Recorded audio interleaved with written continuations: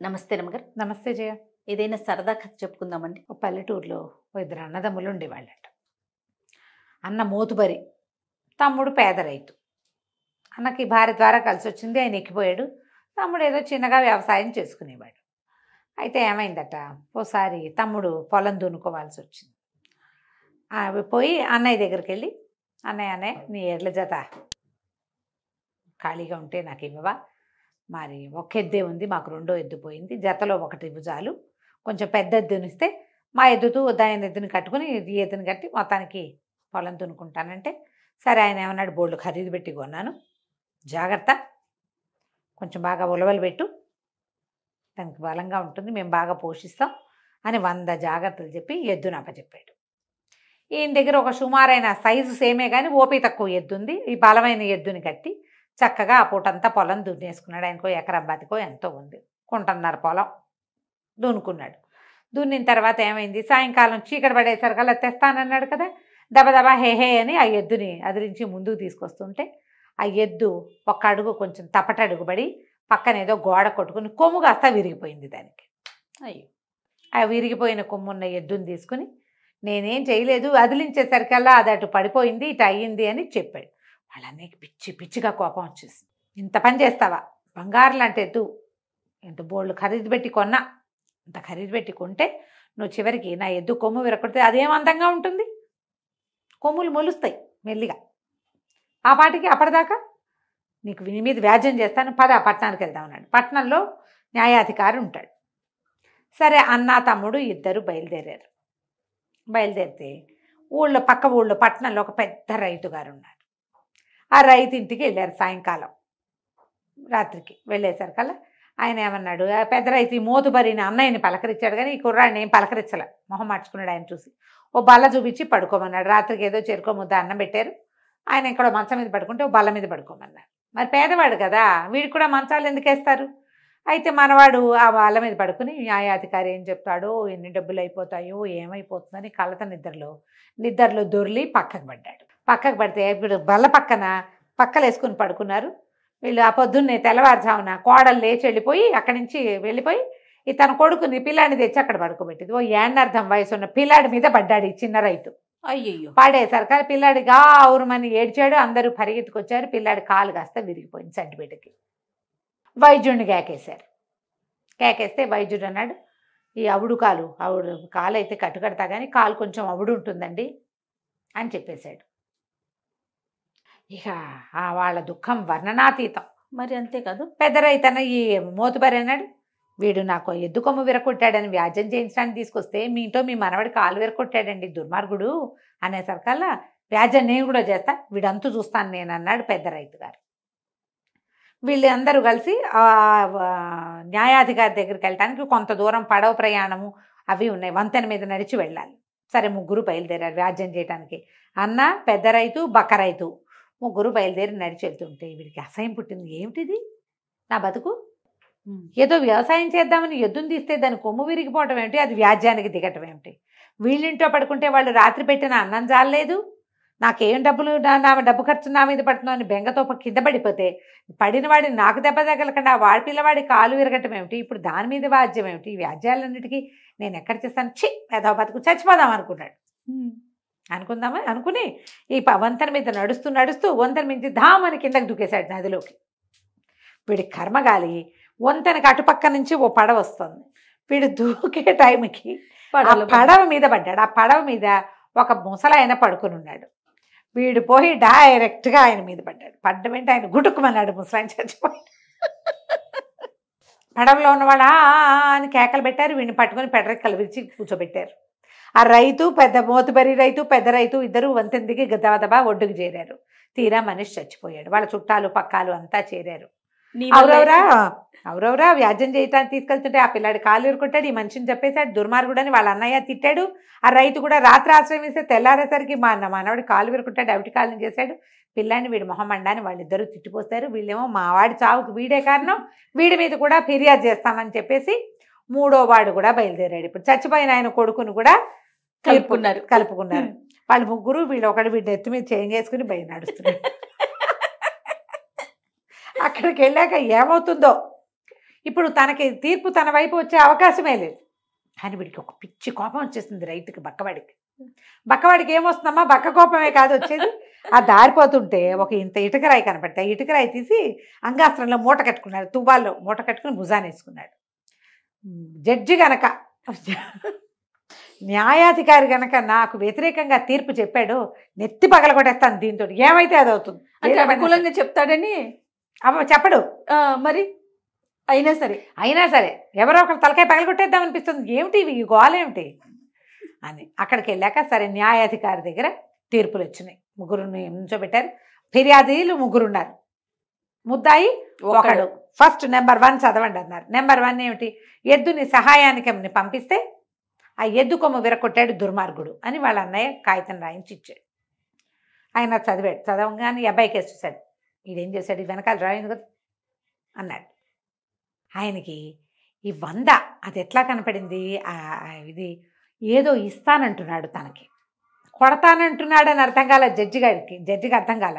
ఆ రోజుల్లో అనుకూల తీర్పులకి 100 రూపాయలు రేటు. ఓహో, ఒకటి చూపించాడు, 100 ఇస్తాడనమాట వీడు అని చెప్పి ఈయన బాగా చూసి, ఏముందండి ఇందులో, శిక్ష ఏం వేస్తాం, కొమ్ము విరిగిపోయినందుకు. అబ్బాయి నువ్వు ఎద్దుని మీ ఇంటికి తీసుకుపో, ఆ ఎద్దు కొమ్ము మొలిచేదాకా నువ్వే దానికి తిండి పెట్టాలి, నీళ్ళు పెట్టాలి, అన్నీ పెట్టాలి, పని తీసుకుంటావా మానుకుంటావని ఇష్టం. ఎద్దును మాత్రం మీ ఇంట్లోనే ఉంచాలి, కొమ్ము మొలిచాకే మీ అన్నయ్యకి తిరిగి ఇవ్వన్నాడు. అయిపోయి బాగుంది. అంటే ఇప్పుడు వీడేం డబ్బులు కట్టక్కర్లా అమ్మయ్యా అనుకున్నాడు. సరే ఎద్దుని పక్క పెట్టారు. అక్కడి నుంచి రెండో ముసలాయన పెద్ద రైతు గారు అన్నాడు కదా, రైతు గారు చెప్పాడు, రాత్రి అన్నం పెట్టి మన బల్ల మీద పడుకోబెడితే వీడిపో తెల్లవారేసరికల్లా మా మనవడి మీద పడ్డాడండి, పిల్లాడి కాలు కాస్త విరిగిపోయింది, పిల్లాడికి అవుడు తీరదు, అవుటి కాలుతోటే పెరుగుతాడని మరి వైద్యుడు చెప్పారు. ఇప్పుడు సమాధానం చెప్పించండి వీడితోటి, న్యాయం చేయండి మాకన్నాడు. ఈయన ఆయన కేసు చూసాడు, ఫిర్యాదు కేసు, ఆ ముద్దాయి కేసు చూడగానే ముద్దాయి రాయి చూపించాడు, తలకాయ పగలగొట్టేస్తా అన్నాడు. ఆయనకి ఇంకో 100 ఇస్తా అలాగా అర్థం. జడ్జిను వీళ్ళు పక్క పక్కన మనకు మళ్ళీ కూర్చోరు కదా, ఆయన అక్కడెక్కడో కూర్చుంటాడు కుర్చీలో, వీడు ఇక్కడ నుంచుంటాడు, ఇంకో 100 ఇస్తానంటున్నాడు. నేను బాగా ఆలోచించి, పర్వాలేదండి ఈ కుర్రాడికి 1 ఏడాది వయసున్న పిల్లాడు ఉన్నాడేమో, వాడిని మీరు తీసుకోండి, మీ మనవండి వాడికి ఇవ్వండి నెంబర్ 1. లేదా వాడి దగ్గర పిల్లలు లేరు, వాడికి ఇంకా పిల్లలు పుట్ల, వాడికి ఇంకా పెళ్ళవల, పెళ్ళి అయితే పెళ్లి చేసుకుని పిల్లాన్ని కానీ 1 ఏడాది పిల్లాన్ని మీకు తెచ్చిస్తాడు, మీ పిల్లాన్ని వాడికి ఇచ్చేయండి, అవుటి కాలు పిల్లాన్ని మీరు పెంచక్కర్లా, వాడే పెంచుకుంటాడు.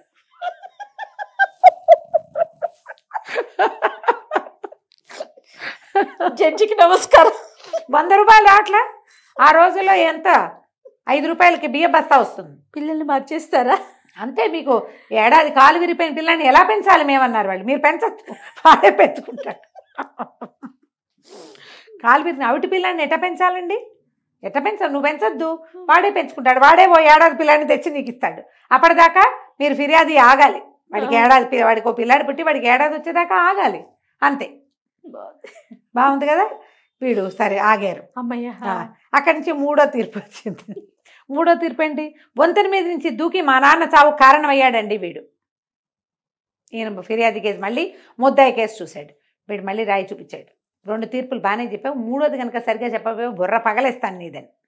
ఈయన ఓకే 3వ 100 వస్తుంది మనకి అని బాగా ఆలోచించి, ఏమీ లేదు నాయన, మన ముద్దాయి పడవ మీద పడుకుంటాడు, ఆ పడవని వంతెన కింద నుంచి రప్పిద్దాం, ఫిర్యాది వంతెన మీద నుంచని వాడు దూకాల, నువ్వు దూకేస్తే సరే పగ తీర్చుకున్నట్టు అయిపోతుంది, ప్రాణానికి ప్రాణం, పోతే పోతాడు లేకపోతే లేదు.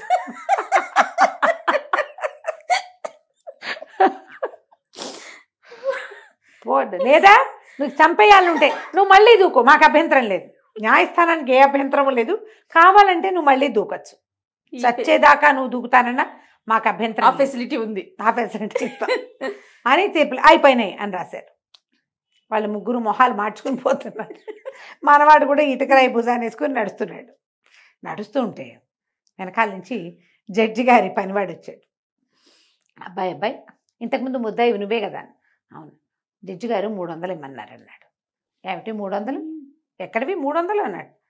అనేసరికి అదేంటి నువ్వు 300 ఇస్తావని చెప్పారు అన్నాడు. నేను ఇవ్వటం ఏమిటి, నా దగ్గర ఎక్కడున్నాయి 300 అంటే నువ్వు ఇక్కడ ఉండి కనుక్కొస్తాన్నాడు. మళ్ళీ జడ్జి గారి దగ్గర పరిగెత్తాడు వాడు నౌకరు. జడ్జి గారు చెప్పారు, వరే 3 తీర్పులు చెప్పాడు, 3 తీర్పులకి వాడు తేప 100 ఇస్తానని చెప్పాడు అని ఆయన కూడా వచ్చి బయట నుంచున్నాడు. నౌకరు పరిగెత్తుకొచ్చాడు. నువ్వు 3 తీర్పులకి 300 ఇస్తానని సైగ చేసావుట, చూపించావుట కదా, ఆ 300 మూటలో కట్టుకొచ్చావు, అవి ఇవ్వు అన్నాడు. అనేసరికి వీడు కొళ్ళు మండిపోయి మూటలో నుంచి ఇటుక దీంతో తలకాయ పగల కొడతానని చెప్పాను, రమ్మని ఇప్పుడు తల పగల కొడతా. నేను చెప్పింది అది, నేను 100 ఇస్తానని నేను చెప్పాను, నా దగ్గర డబ్బులే ఉంటే నేను వాటికి కట్టుకోనా అంతేగా అన్నాడు. నౌకరికి భయం వేసింది. ఆ రాయి వేసి ముందు తన కొడతాడేమో అని, దూరం నుంచి చూస్తున్న జడ్జి గారికి అది ఇటుక రాయని వాడు కొడతానంటున్నాడని ఇప్పుడు అర్థమైంది. ఇందాక అర్థం కాలేదు పాపం. ఆయన పొద్దున్న తీర్పుల్లో అర్థం కాలే, మధ్యాహ్నం వేళకి విశదంగా తెలిసిందనమాట. అక్కడి నుంచి ఆయన ఒరే కేకలు పెట్టాడు, ఒరే ఒరే వచ్చేరా వచ్చేరా అని. తీర్పు ఎలాగో అయిపోయింది, డబ్బులు పోతే పోయిపోయింది. నౌకరు తలపగలు కొడితే తను దొంగ తీర్పులు చెప్పినట్టు బయటపడుతుంది. వచ్చేయి అయినా వాడు రాయి ఎక్కడ పారేసి వాడు వెళ్ళిపోయాడు. వీడి దారిని వీడు వచ్చేసాడు, నౌకరు పరిగెత్తుకుంటూ వెళ్ళిపోయాడు. సరే మన పేద రైతు నడిచి ఇంటికి వెళ్తుంటే వాళ్ళ అన్నయ్య పరిగెత్తుకుంటూ వచ్చాడు. ఒరే బాబు నీ పుణ్యం ఉంటుందిరా, నా ఎద్దును నాకు ఇచ్చేసి, బోల్డ్ డబ్బులు పెట్టి కొన్నాను దాన్ని, ఆ కొమ్మ ఏదో మా ఇంట్లోనే పెరుగుతుందిలే, ఇదిగో ఇది ఉంచు అని ఒక 100 రూపాయలు చేతులు పెట్టాడు. ఈ 100 ఉంచు, నా గొడ్డు నువ్వు తీసుకెళ్ళొద్దు, ఆ ఎద్దు లేకపోతే రెండో ఎద్దు బెంగ పెట్టుకుంటుంది, ఇది లేదు అది రాదు, అది పని చేయకుండా అయిపోతుంది, వాళ్ళు డబ్బులు పోసి కొన్నాను, దొడ్లోకి శోభగా ఉంటుంది, నేను దొడ్డనే ఉంచుకుంటాను, నీ 100 ఉంచుకో, నీకు కావాల్సిన ఖర్చు పెట్టుకొని తన ఎద్దును ఆయన పట్టుకుపోయాడు. 100 వచ్చింది. అక్కడి నుంచి పెద్ద రైతు గారు వచ్చాడు. బాబు నీ పుణ్యం ఉంటుంది, 10 పుట్ల ధాన్యం తోలిస్తాను, నా మనవడిని నా ఇంట్లోనే ఉంచు. ఇప్పుడు ఏం చేయాలి, సైనికులు వెనకాల రామాధికారి తాలూకు పనివాళ్ళు వచ్చి చంటి పిల్లాన్ని వీడికి అప్పచెప్తారు రైతుకి. ఓహో, తీర్పు అంటే తీర్పు. ఆ ఎద్దుని అప్పచెప్తారు, చంటి పిల్లాన్ని అప్పచెప్తారు. తర్వాత వీడిని పడవలో పడుకోబెట్టి ఆయన పైన నుంచోబెడతారు, దూకాలంటారు. నీ 10 పుట్ల ధాన్యం ఇస్తా, కావాలంటే ఒక ఎడ్ల బండి కూడా ఇస్తా, ఒక జత ఎడ్లు కూడా ఇస్తా, పిల్లాడిని మాత్రం మా ఇంటి వచ్చి తీసుకెళ్ళకు, ఆవిడో ఏదో నేను వైద్యం చేయించుకుంటాను నాయన, నీ పుణ్యం ఉంటుంది, నీ పిల్లాడి మాకొద్దు, నా పిల్లాడిని నీకు ఇవ్వను, మా మనవడిని మా ఇంట్లోనే బెరగని, ఈ తీర్పు ఉంటే మా ఇంట్లో గుండె పగిలిపోతుంది, చంటి పిల్లాడిని వదులుతారా ఎవరైనా, బాబు అని ఏం చేశాడు, ఈ తీర్పు మేము మాట్లాడుకుంటామని కాగితం రాసి ఇవ్వమని కాగితం రాయించుకుని 10 పుట్ల ధాన్యం వడ్ల బస్స బండి మీద వేసి ఎడ్లు బండి ధాన్యము అప్పచెప్పి ఇది కూడా ఉంచునాయన అని 100 కూడా చేతిలో పెట్టాడు. నువ్వు మాత్రం మా జోలికి రావద్దు అని చెప్తే సరే అవి పట్టుపోయారు. అక్కడి నుంచి 3వ వాడు వచ్చాడు. వాడు అన్నాడు, బాబు ఏదో మీరు పొరపాటున మా నాన్న చచ్చిపోయాడు, అసలు ఆయనకి ప్రాణం లేనట్టుగానే ఉంది, కొన్నాళ్ళుగా ఏదో చల్లగాలికి తిరుగుతానంటే పడవ మీద తీసుకొచ్చాను, పోతే పోయిన వాడు పోయాడు, మా చుట్టాలంతా కేకలేశారని వ్యాజ్యం చేశాను, నాకు వ్యాజ్యాలు వద్దు ఏమొద్దు, నువ్వు కింద పడుకోవద్దు, నేను పైనుంచి దూకద్దు నాయన, నీ కాలు విరగలా నా కాలు విరిగితే నా గతేమిటి, ఇప్పుడు పడవ నుంచి దూకాక మరి వాడేదో తప్పించుకున్నాడు, వంతెన మీద నుంచి పడవలో దూకడం అంటే రిస్క్ కాదు, మరి నువ్వు చావడానికి దూకావు కాబట్టి నీకు ఆ పరిస్థితి వచ్చింది, నేను చంపడానికి నేను దూకలేను, నీకు ఏ సహాయం కావాలంటే ఆ సహాయం చేస్తా, 100-200 అడుగు ఇస్తా, నా జోలికి మాత్రం రావద్దు, మేము మాట్లాడుకుని ఫైనల్ చేసుకున్నామని ఒక కాగితం రాసివని 200 చేతులు పెట్టి కాగితం రాయించుకున్నాడు. మేము మాట్లాడుకుంటాం, మనకి రాజభట్ల సహాయం అక్కర్లేదు అని. వీడు చక్కగా అన్న ఇచ్చిన 100, ఆయన ఇచ్చిన 100, ఇది ఇచ్చిన 200, 400 జాగ్రత్త పెట్టుకుని 10 పుట్ల ధాన్యం ఎడ్ల బస్తా బండి మీద వేసుకుని ఇంటికి తోలుకుపోయి ఇంకో 4 ఎకరాల పొలం కొనుక్కుని హాయిగా వ్యవసాయం చేసుకుంటూ ఉన్నాడు. కథ కంచికి మనం ఇంటికి. చాలా చాలా బాగుంది కదా. నమస్తే అండి. నమస్తే.